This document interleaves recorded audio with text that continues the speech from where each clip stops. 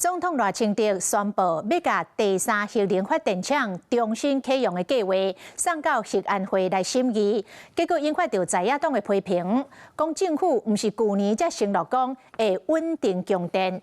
行政院長杜英泰回應講，國際情勢變化多端，核電是加一項的選擇。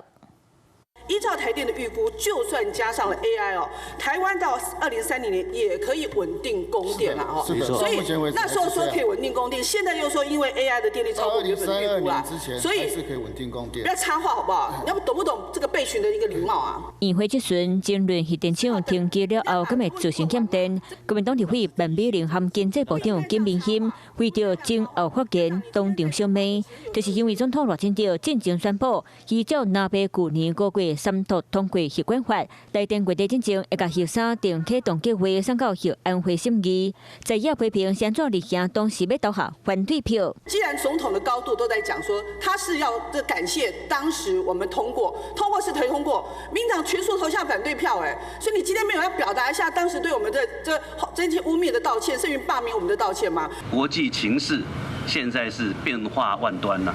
立法院在修正核管法之後，是多了一項選擇，那這項選擇也必定在我們強調的3原則底下，才有辦法依照程序往前走。民進黨也駁回立場轉換是中心能源轉型路線，含對核能安全要求兩個不變，含核安議會了社會共識，3關照達成才會定啟動核電。那政府站在未雨綢繆的一個立場，它當然能源政策它會有多元化。在野黨認為，用核電呢，它是便宜的，好像發電的成本會比較低。那這個顯然就是沒有把整個核廢料的一個處理或安全的一個成本算進去啊。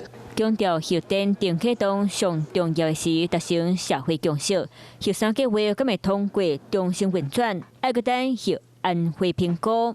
Hello， 我是張新文，想要搶先掌握最及時的新聞資訊嗎？趕快訂閱、按讚、開啟小鈴鐺，鎖定華視新聞 YouTube 頻道。